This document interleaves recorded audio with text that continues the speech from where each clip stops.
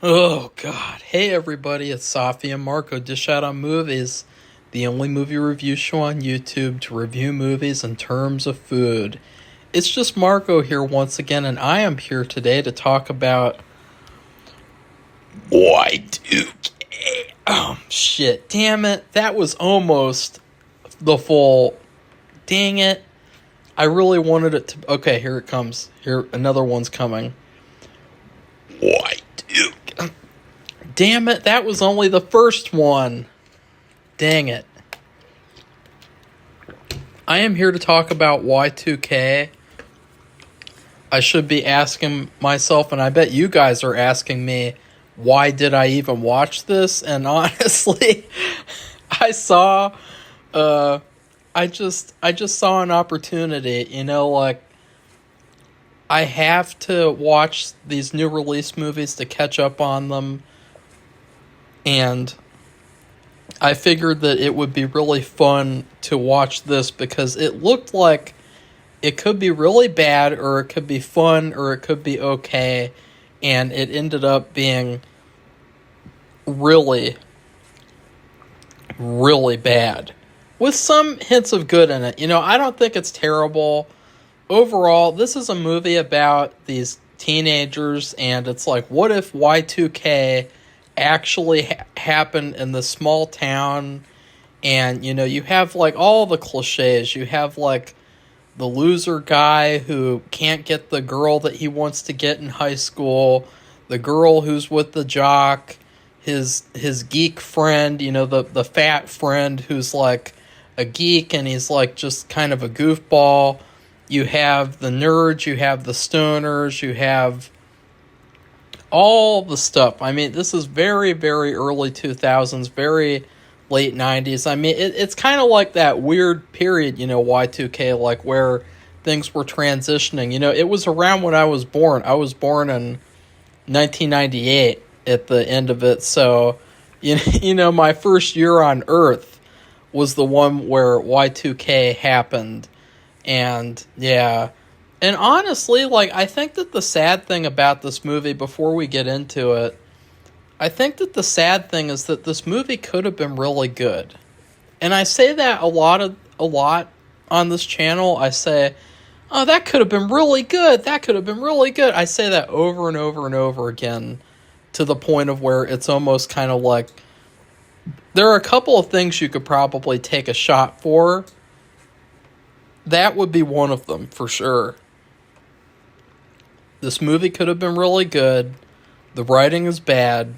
And, I would love to actually see people come up with like a Safi and Marco bingo card, because that would be really legendary.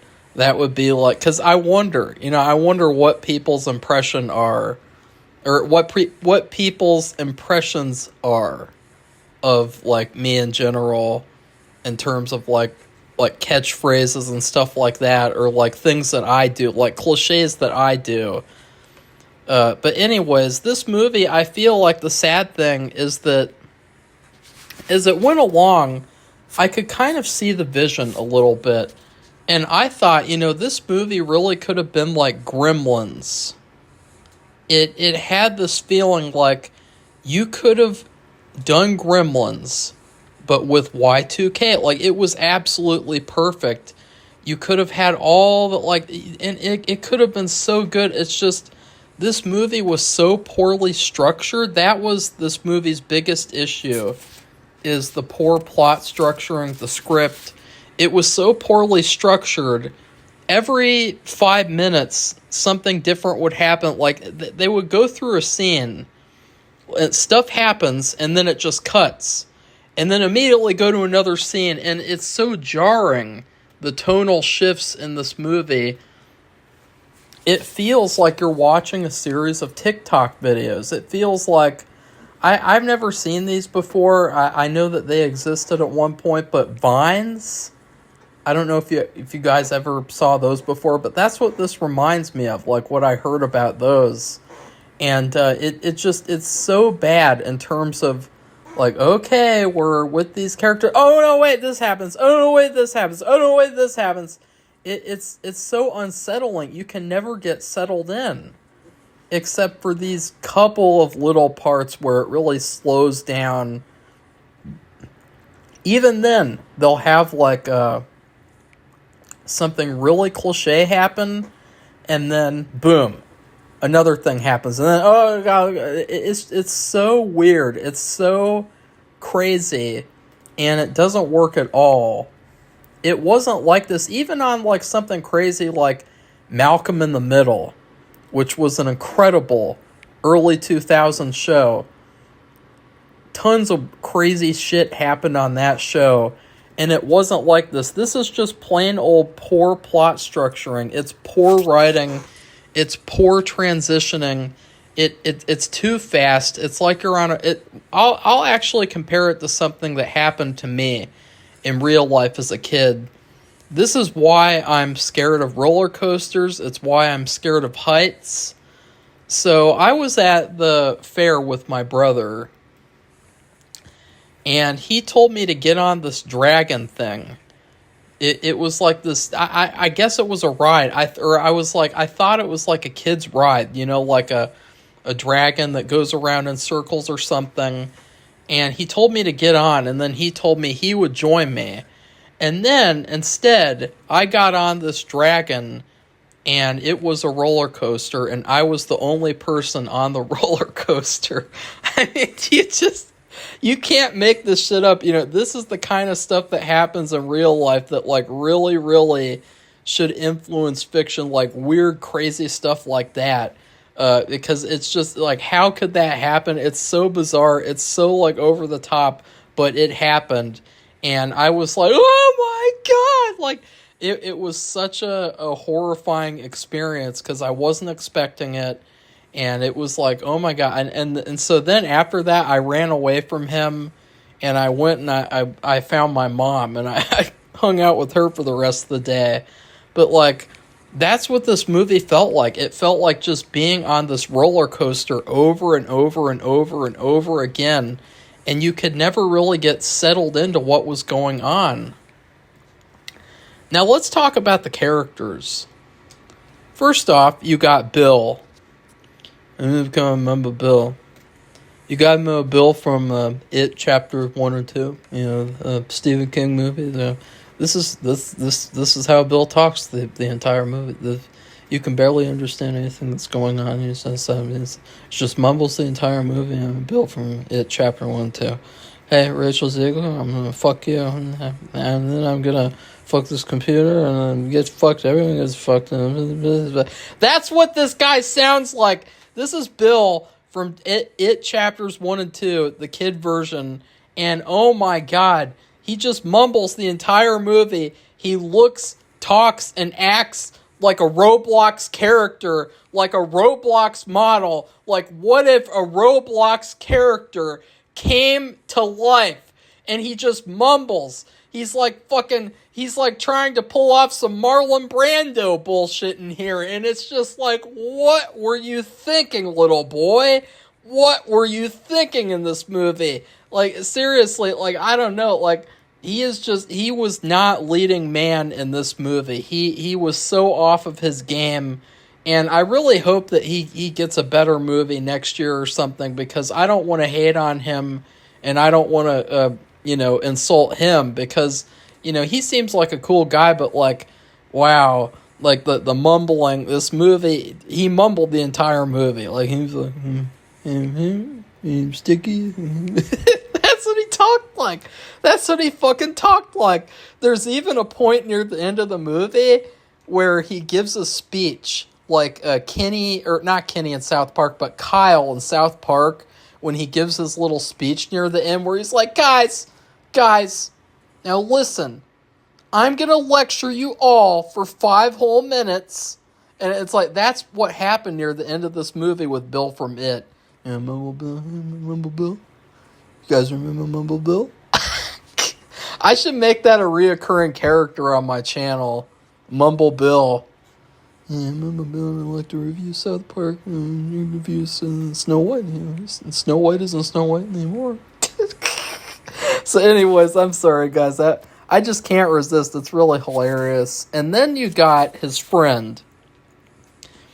And I'm so, like, ashamed because I do not know his name. I've seen him in multiple things. And I hated him in everything else I've seen. Like, I saw him in the Godzilla! I've seen him in Deadpool 2 and Christmas Chronicles 2. I hated him in all three of those things. The funny thing is that in this movie, in Y2K, he starts off like just typical, like, I mean, they even have like, all he does basically is just stand around and eat or just talk about random shit, like just really, really goofy lines. But like, there was a certain point where I was like, wow, this guy can actually act. And I thought, it is so, and this is a big spoiler for the movie. He gets killed off like 30 minutes into the movie. And then they try to play it off like it's this dramatic thing, when it's like, we don't know these characters at all. We don't like them very much. They're not very likable. And it just really pissed me off because I was, at that point, I was like, now I gotta suffer with this generic mumble guy, the generic mumbling guy lead, and Rachel Zegler. And I even wrote on my notes on my iPhone, I wrote, fuck my life. Like that's not a good sign, guys. When you're writing fuck my life when you're watching a movie, that's a really bad sign. And they immediately followed that up, by the way, with another guy dying for what seemed like a joke, only to have that be another dramatic moment. And see, that's what I mean about like this movie being all over the place tonally, emotionally. It just was insane like that. Now let's talk about Rachel Zegler, because she is the third character. She's the tertiary character, or the supporting, the love interest, oh God. Oh, Rachel.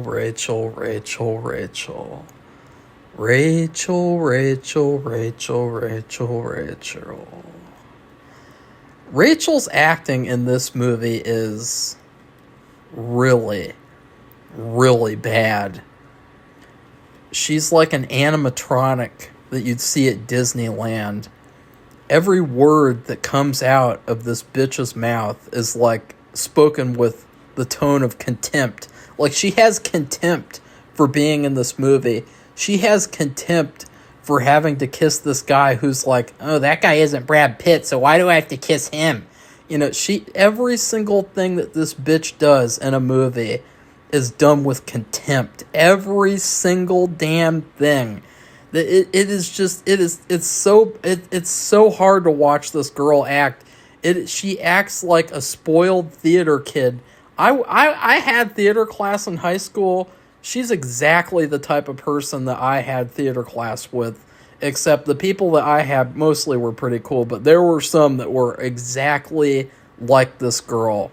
And that's what's funny, is that she's supposed to be like this popular girl, but she doesn't really act like she's emotionally affected by anything that's going on. She sees all these people get killed and she doesn't really care at all. And that's the thing, though. That's kind of like a modern cliche, though, is that, like, you can't show a woman being emotional about anything, because that'll imply that women are emotional at all in comparison to men. And so when she's going through all this stuff, she's just like, you know, there's no emotion at all. And it's like they're trying to make it seem like she's this tough cookie character. And then also, it's funny because she's like a hacker. She's like a computer nerd, even though she's a popular girl. And of course, she's got the typical popular girl problems. Oh, it's not really like what you think. I'm a target. You know, Safi and Marco dish out on movies, roast my ass all the time. You know, I'm just a target of everything.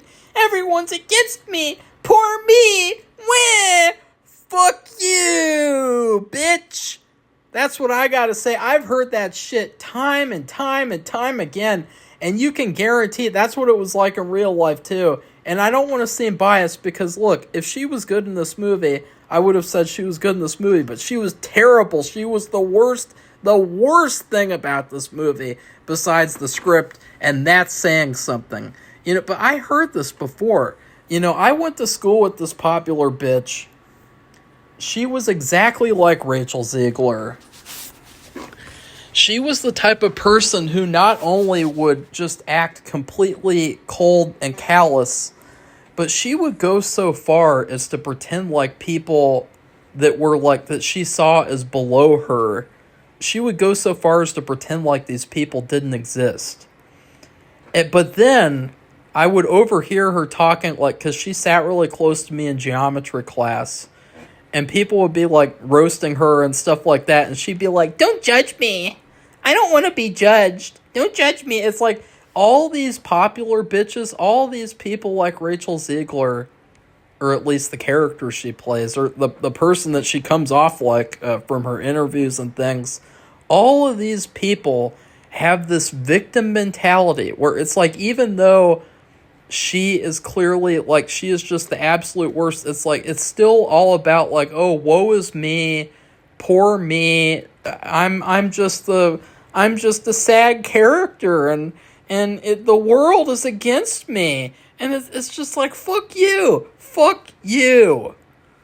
absolutely, fuck this character, and it just, because there's no attempt to make her likable, like, it's like watching a piranha go into I don't know, it's you know what I mean, like, it's like, if I'm a little goldfish and you put me in front of a piranha, I'm not gonna all of a sudden go, "Oh, look, it's a nice piranha." No, I'm gonna say, "Fuck that piranha. I kill it with fire, chop its head off." I actually have a piranha, guys. I have a taxidermied piranha in my room, and it stares at me when I go to bed. And it's true. It's really it gets dirty all the time. Like, it'll, the mouth, its fangs and everything, it'll be all these wood shavings, and I gotta clean it out and shit. And it's like, yeah.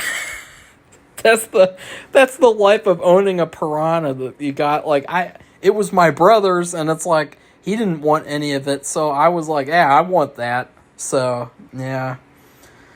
God, this review is fun. This review is pretty all over the place, which is funny because I was criticizing the movie for being all over the place, and I also saw, apparently originally Jenna Ortega was supposed to be this character, which I'm really sad about because, I love Jenna Ortega. Like, Jenna Ortega is, she does play the same character in everything she's in almost, but I like her a lot. She's really, really likable as a person. Rachel Zegler is not. When I see Rachel Zegler on screen, I automatically want to throw up. When I see Rachel Zegler on screen, I want to punch my computer so much that it breaks and I have to get a new one, even though I don't have the money for it.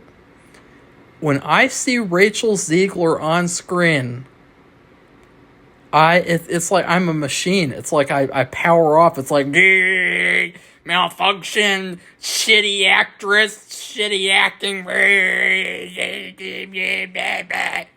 That's what happens. That's what fucking happens in this movie. So then also, I would also like to mention Glinda from Chucky. You got Glinda from Chucky in this movie. Glinda from Chucky is a character in Y2K. That was not on my 2024 bingo card. This actress, I gotta say, she was so much better in this movie than she was in Chucky. I really liked her in this movie. The only time I didn't like her is when she said this line, like, it was something like, "That's like racism against machines." And I just felt like that was a really modern line. People wouldn't care about racism in the early 2000s like they do today. Nowadays they're obsessed. People are obsessed with racism and sexism to the point of where they've completely lost the meaning of those terms. It's just like everyone gets called a racist, everyone gets called a sexist. It's been done at this point. But like, that line was bad, but honestly, it's like, oh, there's another actor that I didn't like before this movie, like the guy from Christmas Chronicle 2, and now I like her after this movie. So I'm really happy that she got this movie. Excuse me. I'm really happy that she got this movie because, that's something that even though I don't like certain TV shows and I might not like certain characters, I get really sad when TV shows end because I think about, these actors aren't going to get any work after this show's done. It's like after all that show running for years and years, episodes and episodes, they're not going to get anything after it's done. And it's like, so I thought it was nice to see her and nice to see that she's still got something to do, I guess. I mean, you might as well do something. You're an actress and shit, and, might as well be in this bad movie. And then also at one point, there's actually a misunderstanding in this movie, which I'm just so sick and tired of old movie cliches like that, where, where a character sees two other characters and it's like there's a misunderstanding. I'm so sick of that type of thing. And what was even worse was it was done with the token guy from Scream 5 and 6, the guy from the Core 4 who gets stabbed like 100 times and then survives in Scream 6. And apparently he's the traitor. He's the fucking traitor of the Scream 5 and 6 cast. He's gonna be in Scream 7 after what they did to Melissa. And so I just think that's absolutely shameful. And I honestly, he was a complete joke in this movie. And he's trash too. So this movie also feels really toned down. Is it rated R? Is Y2K rated R? Y2K. Yeah, it is. That's really weird. This is supposed to be like a high school sex comedy type thing mixed with horror, Gremlins type of thing, but it really, really feels toned down, lame, censored. It very much feels like a modern-day Simpsons Treehouse of Horror episode.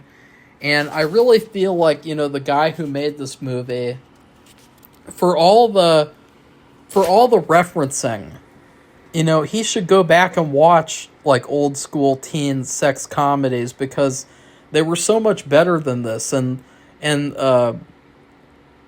I know that this is going to sound weird, but the characters were so much hotter. You had Tara Reid in American Pie. I mean, boing, oing, oing, oing, oing, oing, oing, oing. You had the Nadia. I am Nadia from American Pie. Hey, Jim, can you come give me a hand, Jim? You had Nadia from American Pie. I actually met Nadia, and she's still as hot as she was in that movie. That's how hot she is, and that's how good she was in that movie. God, I miss the American Pie days. I mean, that's something else, too, is that you watch American Pie, and then you watch this movie. Okay, this movie does not feel anything like the good old days of American Pie. It does not feel like you could have, a character like Stifler in this movie. It just feels really... It feels like it was watered down. And I heard, and I'm not gonna repeat too many rumors on this channel because rumors are for pussies. But I heard from another channel that this movie got cut down a lot or something. And I can really tell it at some points. At some point, it feels very, very... I don't know. This movie should have been Gremlins. It should have been over the top. I could see the vision. I could see, having, a kitchen scene, just like in Gremlins, where you could have, the kitchen appliances coming to life, and it'd be like in Gremlins, you have to fight them off with a fucking kitchen knife and shit. The parents could have been involved. I mean, this could have been a good movie, and it wasn't. It was bad. It was bad. It was bad. And one of the biggest reasons was Rachel fucking Zegler. Rachel fucking Zegler. Okay? That should have been the big red flag with this movie. And the one thing, though, the one thing I will give her, I will give you one thing, Rachel. I will give you one little tiny thing.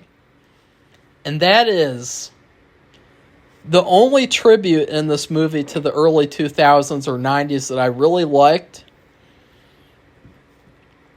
They had a hacking montage in this movie. And I know you guys are wondering, what do you mean? Like, they had an old school, like, computer hacking montage.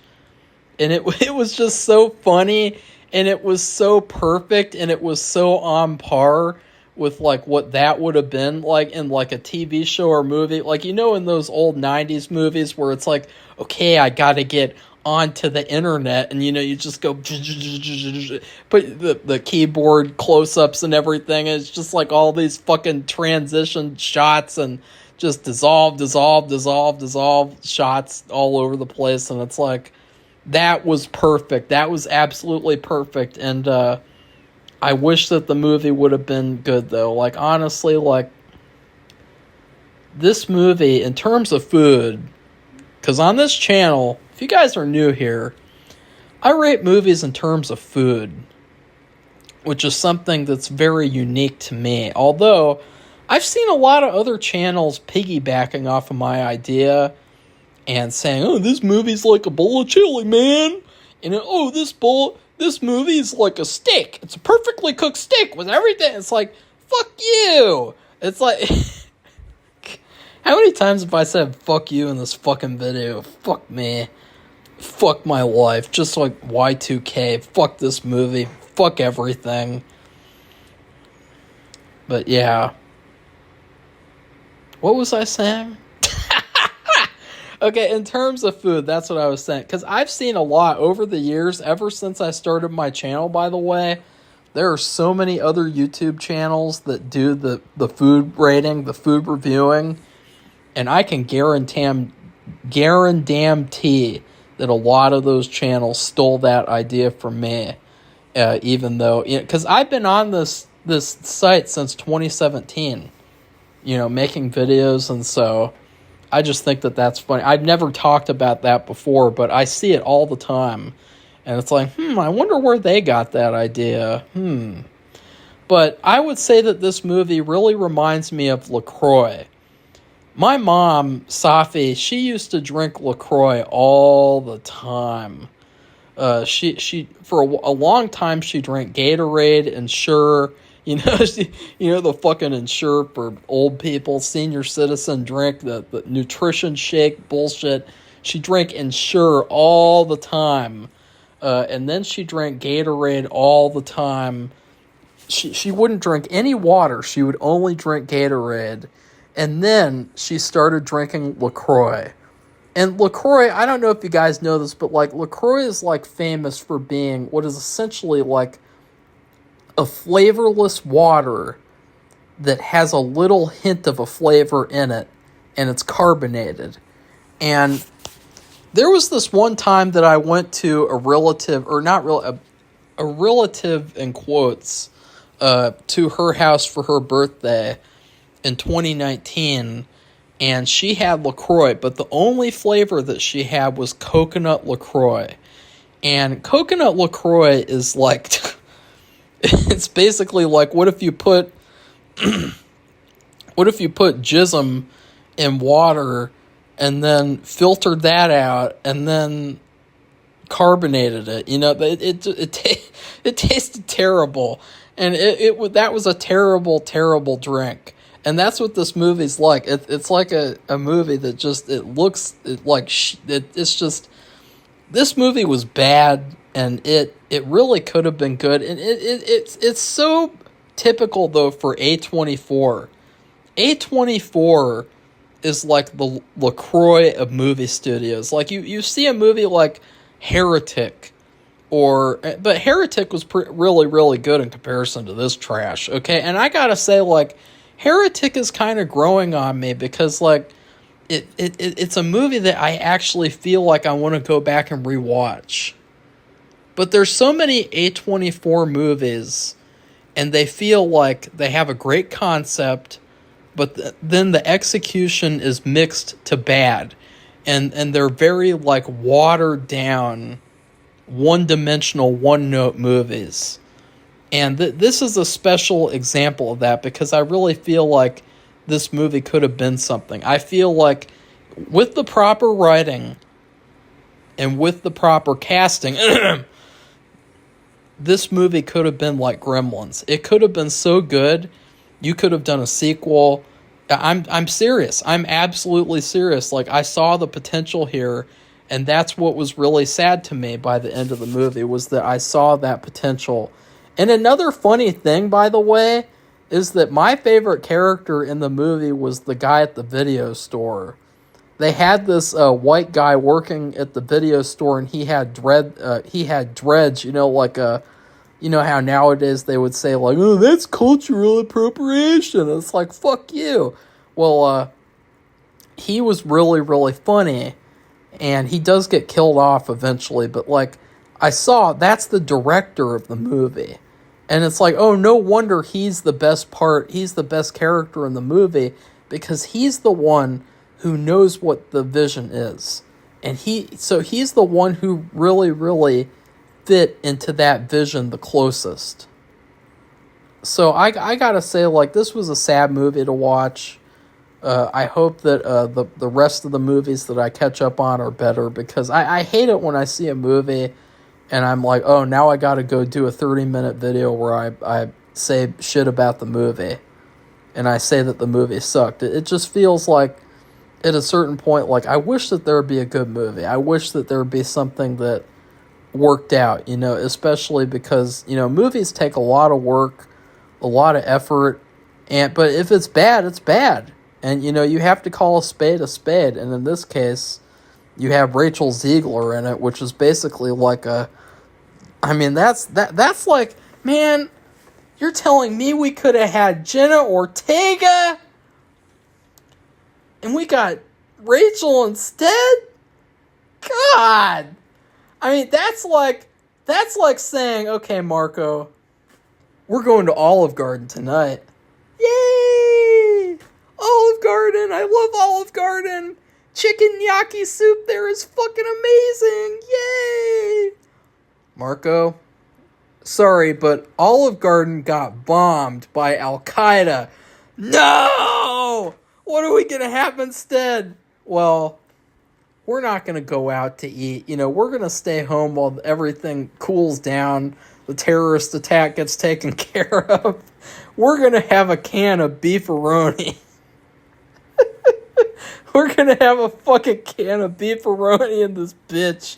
And the beefaroni, that's Rachel Zegler. She's a can of beefaroni. She's a can of Chef Boyardee beefaroni. She's a fucking can of Chef Boyardee. What was I saying? Chef Boyardee ravioli. She is Chef Boyardee to a T.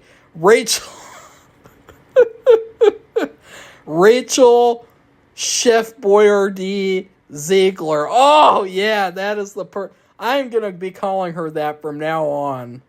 Okay, so anyways, I know I was crazy in this video, but I really don't care. I'm just having fun. This movie sucked. It sucked the soul out of me, and it sucked the joy out of me. Like, I got to watch American Pie now so I can wash this crap out of my fucking mind. So please like this video and comment. Please, I suffered. I really suffered watching this trash movie. I suffered seeing Rachel Zegler and her fucking weird-looking face on screen. And I suffered watching this fucking tonal train wreck of a movie. I hope that Rachel Zegler gets, like, I don't know, gets out of Hollywood and just, like, I don't know, she could work at Burger King and I'll be happy for her there. I'll be proud of her. And then please subscribe to our channel if you'd like to see more honest movie reviews, because I keep it honest. I'm not a bullshitter, you know, I'm not like Collider or Chris Stuckman, you know, I keep it real on this channel. So goodbye, everybody. See you soon.